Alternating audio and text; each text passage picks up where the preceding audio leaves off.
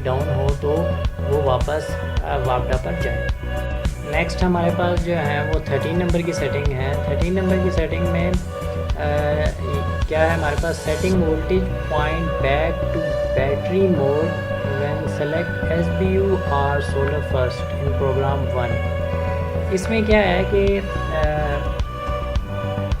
Voltage point back to battery, मिसाल के तौर पे आपकी बैटरी रात को डिस्चार्ज होगी, सुबह फिर से धूप निकली बैटरी मिसाल के तौर पे 24 वोल्ट पे थी, आपने सेलेक्ट किया हुआ है कि बैक टू बैटरी पे तब आए जब 26 वोल्ट पे चला जाए। तो पहले तो 24 वोल्ट पे है तो वो चार्ज होगी सोलर से, बैटरी पर नहीं जाएगा, वो सोलर पर नहीं जाएगा जब तक कि उसके जो वोल्टेज है बैटरी के वो 26 वोल्ट तक वो उसे चार्ज ना कर दे। अगर आपने 26 पे रखा हुआ है तो 26 वोल्ट पे जब वो उसे चार्ज कर लेगा तो वो फिर सोलर यानी 26 वोल्ट तक बैटरी चार्ज होगी, अब वो सोलर पर चला गया यानी बैटरी मोड पर आ गया और सोलर मोड पर आ गया वापस। नेक्स्ट जो हमारे पास सेटिंग्स हैं वो है 16 नंबर की सेटिंग। इसमें है कि चार्जिंग सोर्स कौन सा होना चाहिए। तो हमारे पास OSO है, OS ओनली सोलर, ये है only solar energy will be the only charging source no matter utility is available और नॉट। यूटिलिटी अवेलेबल है नहीं है, वापडा गई भी आ रही है, लेकिन उसने चार्जिंग सिर्फ सोलर से ही करना है। तो ये जो है OSO सोलर ओनली सोलर। इसमें नेक्स्ट ऑप्शन हमारे पास है CUE, ये है यूटिलिटी फर्स्ट। इसमें है utility will charge battery as first priority, solar energy will charge battery only when utility power is not available. अगर इसमें क्या होगा कि यूटिलिटी जो है वो फर्स्ट प्रायोरिटी पे बैटरी को चार्ज करेगा, अगर वापडा चली जाती है, यूटिलिटी चली जाती है तो फिर सोलर एनर्जी है वो बैटरी को चार्ज करेगा।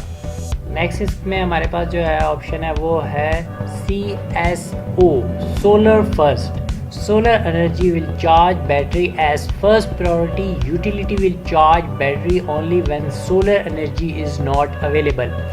जो सोलर है वो फर्स्ट प्रायोरिटी पे बैटरी को चार्ज करेगा, मतलब जिस टाइम सोलर है तो उस टाइम वो सोलर से बैटरी चार्ज होगी, वापडा से यूटिलिटी से बैटरी चार्ज नहीं होगी।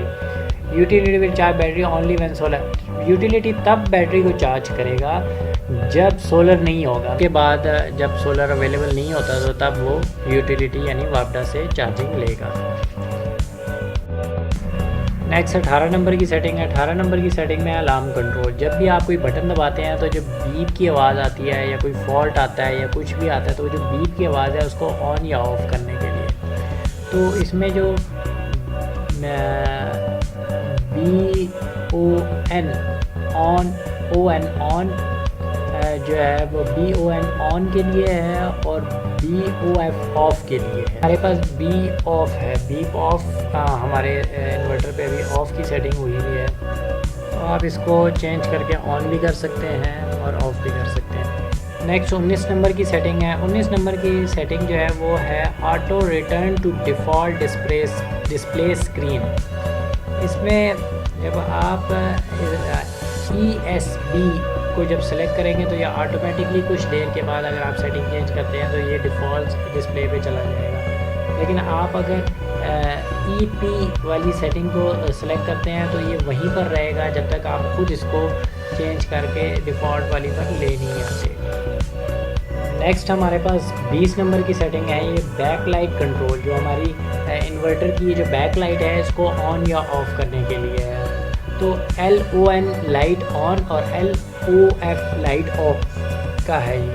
तो ये अगर आप चाहते हैं कि आपकी ये लाइट जो है हर टाइम जलती रहती है और इससे आपके एक्स्ट्रा जो है वो एनर्जी कंज्यूम हो रही है तो इसको आप ऑफ़ कर सकते हैं। जब भी आप इसके बटन पे किसी भी बटन पे क्लिक करेंगे तो ये ऑन हो जाएगी। दूसरी सूरत में अगर आप इसे ऑन रखते हैं तो आप क्लिक करें ना करें ये ऑन ही रहती है।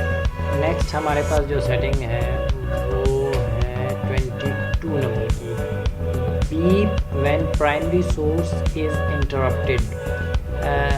इसको ऑन या ऑफ़ कर सकते हैं। जो बीप है प्राइमरी सोर्स आपने जो भी रखा हुआ है अगर उसमें इंटरप्ट होता है, जैसा प्राइमरी सोर्स मैंने वाटर रखा है, अगर वो बंद होती है और बैटरी पर जाती है, या अगर मैंने सोलर पर रखा है, सोलर बंद होता है और बैटरी पे जाता है, तो वो जब इंटरप्ट होगा तो वो बीप बजेगी, तो उसे ऑन या ऑफ जो भी आप रखना चाहें। तो ये ON ऑन और OF ऑफ उसी तरह इसकी सेटिंग्स हैं। तो ये थी 23 नंबर। नेक्स्ट हमारे पास है 25 नंबर की सेटिंग। 25 नंबर की सेटिंग में हमारे पास है रिकॉर्ड फॉल्ट कोड। अगर आप इसको रिकॉर्ड करना चाहिए, फॉल्ट अनेबल FEN अनेबल हो गया, और FDS डिसेबल, अनेबल या डिसेबल, यानी अगर कोई भी फॉल्ट आता है तो उसका रिकॉर्ड ये अपने पास सेव रखे। इसके बाद नेक्स्ट हमारे पास है 26 नंबर की सेटिंग। 26 नंबर की सेटिंग हमें कहती है कि आप बल्क चार्जिंग वोल्टेज, जो आपकी चार्जिंग है बल्क चार्जिंग, उस चार्जिंग को बोलते हैं जो 80% से कम जब बैटरी होती है तो जो चार्जिंग होती है वो बल्क चार्जिंग होती है।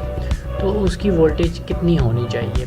अभी यहाँ पर मैंने जो इसमें सेलेक्ट की हुई है वो 28.2 वोल्ट है, जो बाय डिफ़ॉल्ट भी यही है। तो इससे ये है कि अगर आपकी 2 बैटरियाँ हैं तो तकरीबन 14.1 वोल्ट से एक बैटरी को वो चार्ज करेगा। नेक्स्ट हमारे पास जो है इसके बाद है वो 27 नंबर की सेटिंग है floating charging volt. Floating charging वो चार्जिंग होती है जो 80% के बाद होती है। 80% के बाद आप उसको चार्जिंग को थोड़ा कम रख सकते हैं, जैसे कि इधर है 27.6 है। तो यानी कि जो आपकी 80% के बाद जो है वो वोल्टेज को कम करके स्लोली इसको चार्ज करे, ताकि वो ओवर चार्ज ना हो या वो नहीं हो। इसको आप कम ज़्यादा कर सकते हैं। वैसे ही जो नॉर्मली 27.2 ठीक है, 21 मैंने जो इधर सेलेक्ट किया हुआ है वो 27.6 किया हुआ है। नेक्स्ट हमारे पास 29 नंबर की सेटिंग है। 29 नंबर की सेटिंग में लो DC कट ऑफ वोल्टेज, यानी कि कितने वोल्टेज पर बैटरी आ जाए तो वो उसे कट ऑफ कर दे, बैकअप लेना बंद कर दे, ताकि आपकी बैटरी डीप डिस्चार्ज ना हो।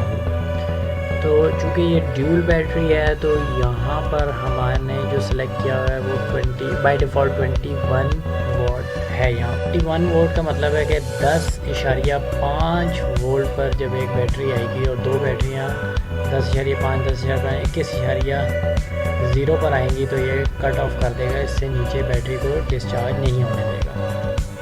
इसके बाद नेक्स्ट हमारे पास जो है वो है 30 नंबर की सेटिंग, बैटरी इक्वलाइजेशन।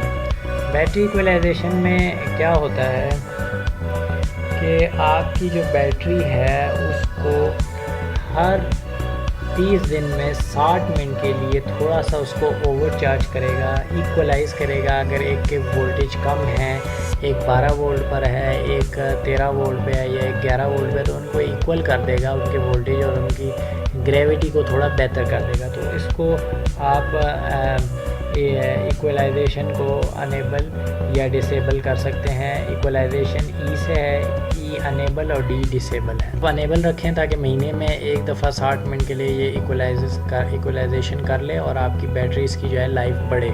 ये थी हमारी complete inverter setting with user manual के स्क्रीनशॉट्स के साथ। और अगर आपको हमारी ये वीडियो अच्छी लगी है तो हमारे चैनल IT मेनिया को सब्सक्राइब करना मत भूलिएगा और अपनी राय का इजहार कमेंट बॉक्स में लाजमी करिएगा। और अगर आपको किसी किस्म की इंफॉर्मेशन रिक्वायर्ड है तो उस सिलसिले में भी कमेंट बॉक्स में लिखिएगा, ताकि हम उस सिलसिले में भी वीडियोस बनाएं। तो viewers, thank you for watching. अल्लाह हाफिज़।